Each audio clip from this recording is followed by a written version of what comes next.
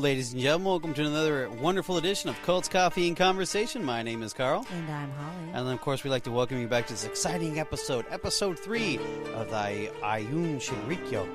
We want to say thank you for leaving all the comments and remarks that you guys have left. It does inspire us to continue to go on because sometimes this can get a little ugly. And today, it's going to be an ugly episode, guys. So be prepared to handle some really dark stuff today. But before we get into that, we got a few things we have to cover. So in regarding to leaving comments and notes and sending us very lovely messages, we have the Facebook fan page at Cults Coffee Conversation. We have the Instagram at Cults Coffee Convo.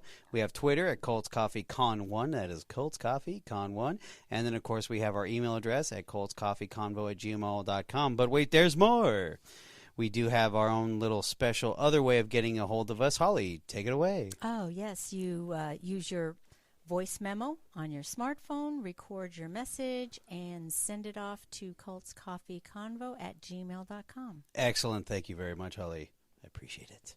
Now, one more thing, our disclaimer. This is for entertainment purposes only, but this is real stuff, people. Real stuff we're talking about. We can't make this stuff up. People do weird things when they believe in weird things. We don't have any degrees in theology. We just take a look at the information, we absorb it, we break it down, and react to it. Alrighty. Other than that, is that pretty much it, Holly? No, there's one more thing, That's Carl. right. There is one more thing. Before we get into the cults, before we start having that conversation, we got to talk about our coffee. Holly, what are you drinking?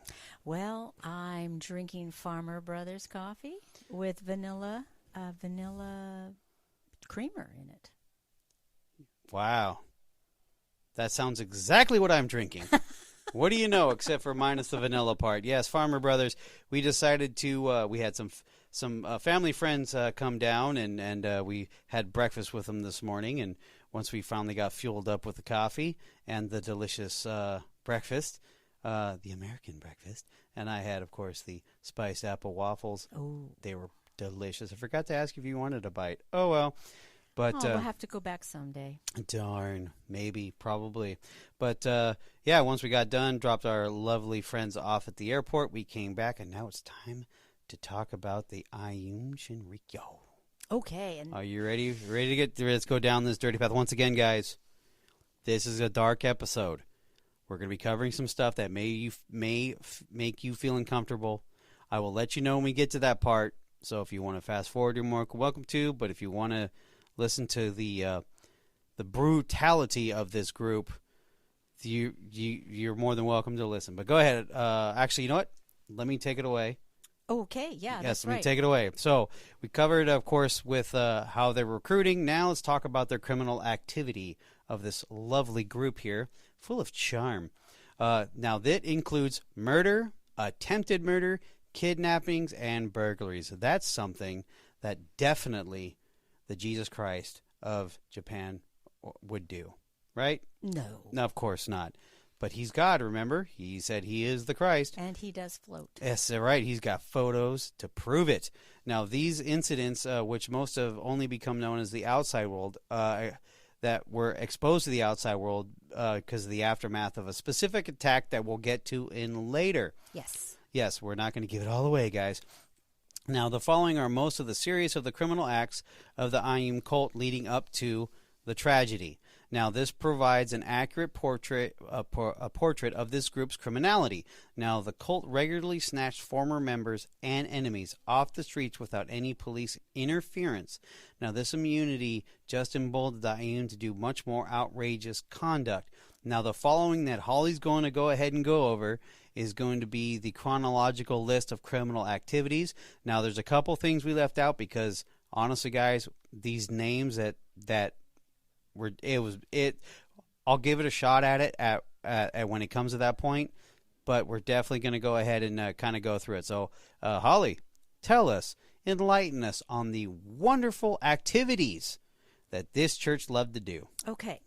In 1989, parents and family members of the Aum recruits complained to law enforcement officers that the Aum were kidnapping and physically assaulting recruits and family members of the recruits. Lovely. So, I mean, even though you were in the cult, you were Fair family game. member of the cult.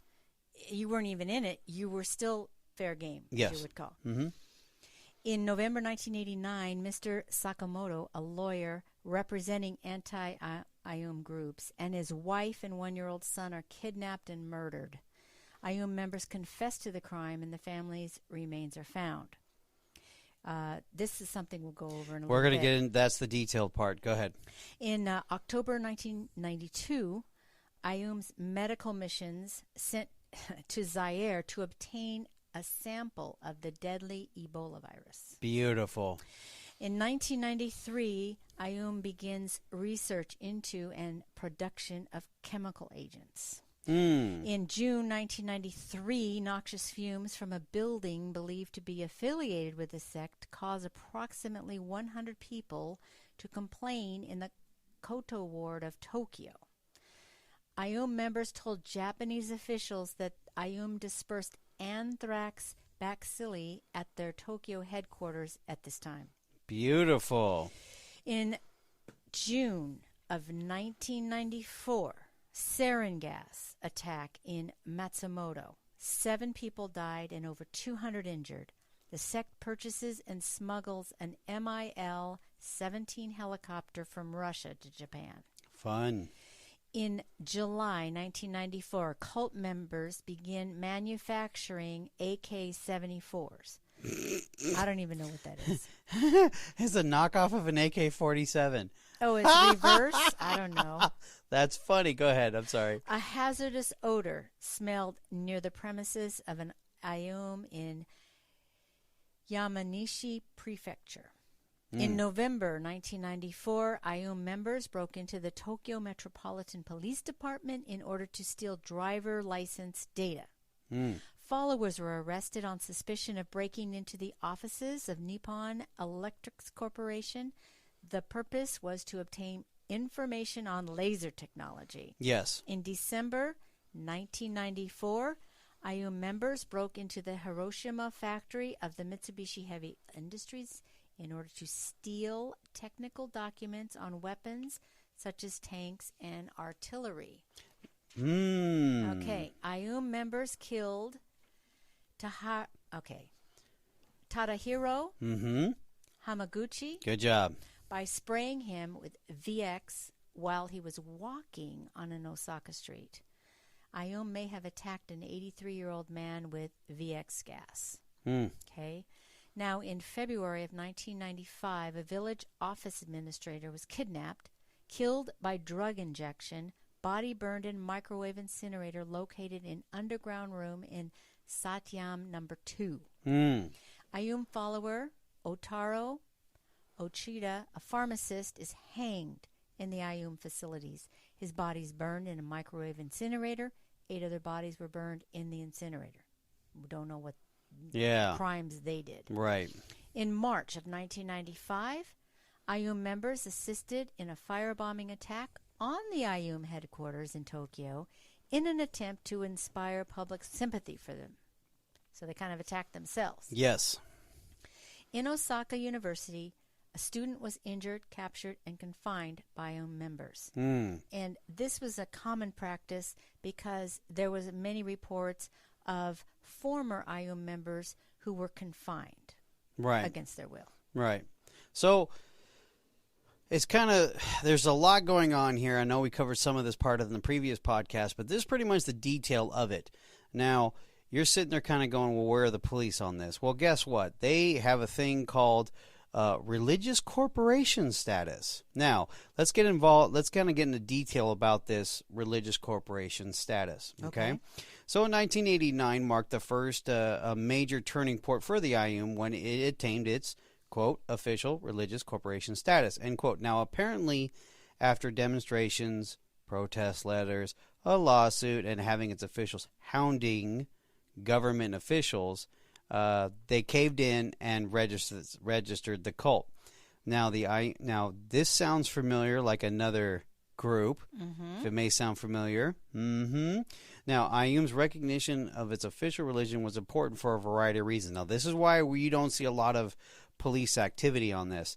Couple bullet points. In addition to providing the Aum with massive tax breaks, okay, this is how they got their money, it also provided the Aum with a de facto immunity from official oversighting and prosecution by law would inhibit any investigation in regard to its doctrine or practices, including seemingly for-profit and, in quotations, activities. Now, the third thing, criminal activities would now be difficult, if not impossible, to investigate because of the government's reluctance to investigate religions. Now we're going to get into one of the this is where it kind of gets dark, people. So if you have a sensitive thing, unfortunately, this is very detailed. It is very brutal, and it's not for the faint of heart. So we're going to talk about a specific lawyer that they decided to lash out on. His name is Tsutsumi Sakamoto. Yeah, no, it's Tsutsumi Sakamoto. We're just going to say Sakamoto, the last name. Now, he was a 33-year-old human rights lawyer from Yokohama. Now, he had built a career in representing the oppressed and the downtrodden, so he's got a bleeding heart. He was interviewed on radio and television stating the Aum was guilty of holding members against their will, fraud, and, of course, unethical practices. So this guy's basically attacking the Aum for their dirty deeds. He knows they're doing dirty, but the government won't step in, and neither will the police department. Because remember, if we covered in the last episodes, they do have a network inside all of these. Yes. In the was it the Japanese Defense Force, and they have to have it in the police department. So they have a nice network inside all kinds of government levels. All kinds, including what is it called? Minor menial diplomats, something to that effect. Yeah. Anyway. So Sakamoto contacted the Aum to negotiate on behalf of the parents of the alleged abduction of children for quote-unquote fair and proper access, end quote, to their loved ones. Now, the Aum officials greeted his initial inquiries with polite indifference. Now, flyers attempting to discredit Sakamoto were distributed throughout Yokohama, following by the threatening phone calls to his home and his office. Sakamoto's notable response to the threats was to increase the legal pressure on the sect. Now, something had to be done to silence him, because he was getting a lot of attention at this time. Aum's status as an official religion was still in the prohibitionary stage, so they were on probation. They had to kind of prove that they're officially, I guess it's a thing in Japan.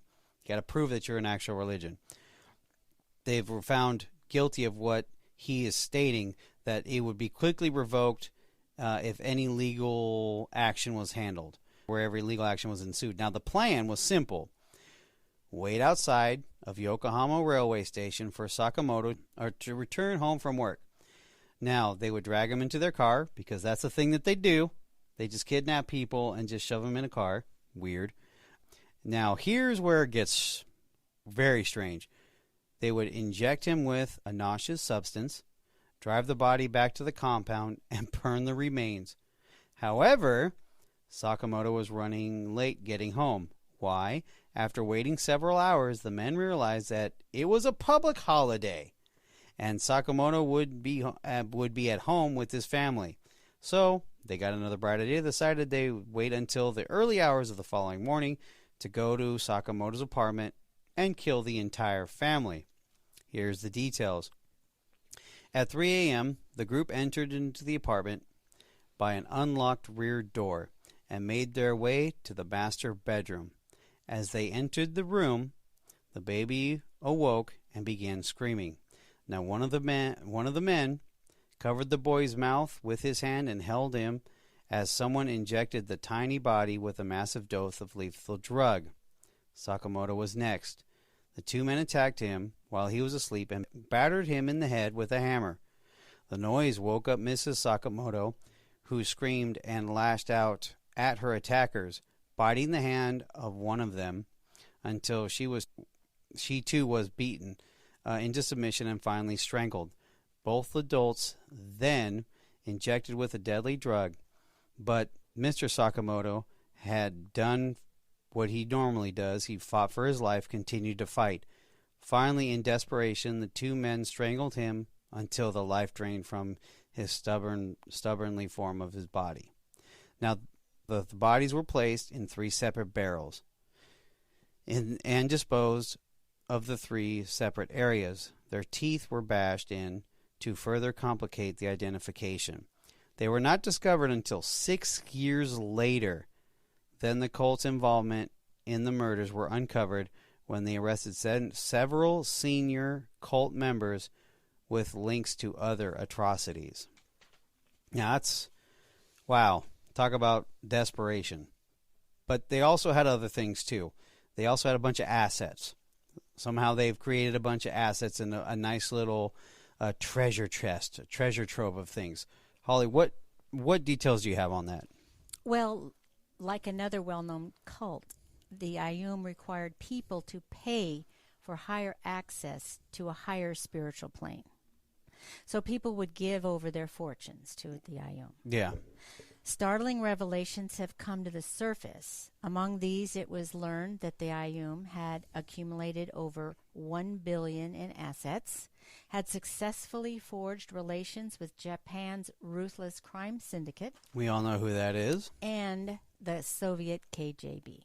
Ah, the KGB. What else do they also have in there as far as their assets go? Well, they had weapons, okay, and how they obtained their weapons, they were in the process of developing the biological weapons of anthrax, botulism, and Q fever. The group purchased molecular modeling software and other materials in the United States, which were most likely to develop chemical weapons. And they also tried to buy high-powered laser system. By 1993, it had managed to synthesize VX gas and sarin, which is a deadly nerve gas originally developed by Nazi Germany. The Australian Federal Police later found that in the spring of 1993, the cult had purchased a 500,000-acre sheep farm. That's a lot of land. In Australia. Now, they set up a high-tech laboratory on the farm. The police later confirmed that Aum had conducted experiments on the sheep there. As early as 1992, Aum was looking at ways to spread sarin via a helicopter to do maximum damage. In October of 1993, 2 cult members came to the U.S. to obtain pilot licenses for private helicopters. Shortly after that, the group purchased a helicopter in Russia. Wow, that is a lot in such a short little span. Wow, this group is turning out to be quite a lovely sect of people here. Well, you know, it was that one thing that we had mentioned was that the government just decided that they were not going to get involved with religious groups, okay? Right. And that they had a hands-off policy. And because of that, it emboldened these people to do these horrible crimes. Absolutely. And I mean, let's put it in perspective here. These people are not dumb by any stretch of the imagination. They're very bright. They're very talented. They're very smart, obviously. These people do hold high dollar degrees. Yeah. You know, and just to become kidnappers, murderers, and thugs. Right. And maybe, though, they didn't know, not everyone knew what, the right hand didn't know what the left hand was doing. Yeah. Because they might have had these hit squads that were more or less, you know, that, and the scientists and stuff were doing different tasks. So right. They didn't realize the whole spectrum of everything that was going on. I mean, I don't know that as a fact. You know, but that probably makes sense because if the science, well, I mean, you being a scientist and like we're making our homemade anthrax. Yeah, that doesn't make sense. Doesn't make sense either. And then you're like, oh yeah, we're a group going to help people in Africa. No, we're actually looking for the deadly virus, Ebola. You know, it's like, wait, at what point do you sit here and say, what the heck are we doing? I mean, if he is, this is where you kind of sit there. Well, if he is Christ, why didn't he just do it himself? Why does he need my help? I know, but the same thing the devil said to Jesus as he was standing, temptation of Jesus. If you're the Christ, make these rocks become bread, or you can step out on the cliff and you see what I'm saying? So that's kind of the argument there that you can do that. Very nice, very nice. Nice perspective. Didn't even think about that. But also we do have the, but still, it's like almost with anything, we just kind of look at this whole mentality of why would this person do this when they're making 100 some yen, and they have their own, like, it's like you're flushing down. You don't. If you want to do this, that's fine. You really don't need to have a high-paying job. You know what I mean? Mm-hmm. This is thug stuff. Kidnapping people. But as a group, beating people. Well, they only did that because they needed to get rid of people because, they didn't want the government to be tipped off. No, I get it. Because their whole point was to overthrow the government and then to have a war with the United States. But even if, okay, that's fine, but I understand. But let's look at it this perspective. You decided to go and murder a family. For what purpose and what reason? I mean, not what purpose or what reason, but more of a purpose of, how do I put this? I mean, you're the person in there and you're smothering a child. It's like... Well, they could have been cold-blooded killers. I mean, they must have had that element. They had the thugs already. People have... they've been told this is against the master, or whatever things they could think of. Right. Well, okay. Well, on that note, there's not much more to talk about. There's not much more to talk about, unfortunately. We thought we have a little bit longer, guys, and we kind of stalled there if you didn't notice. But it does still raise the question, about these people. And next episode, we're going to actually talk about the ultimate goal is what they tried to do. Mm-hmm. Apparently they failed because we never went to war with Japan since World War II. But they pretty did a large dent. We're going to cover that incident. We're also going to get some information as far as the trial goes, because guess what? They went on trial. They got caught. As we've been mentioning the raids throughout, the episodes. But this is, they pushed the limits to the point where they said, you know what? Japan goes, we're done. And they come down with a swift hammer with these people. So, well... Thank you for listening, Cultonites. And on that note, good night, Holly. Good night, Carl.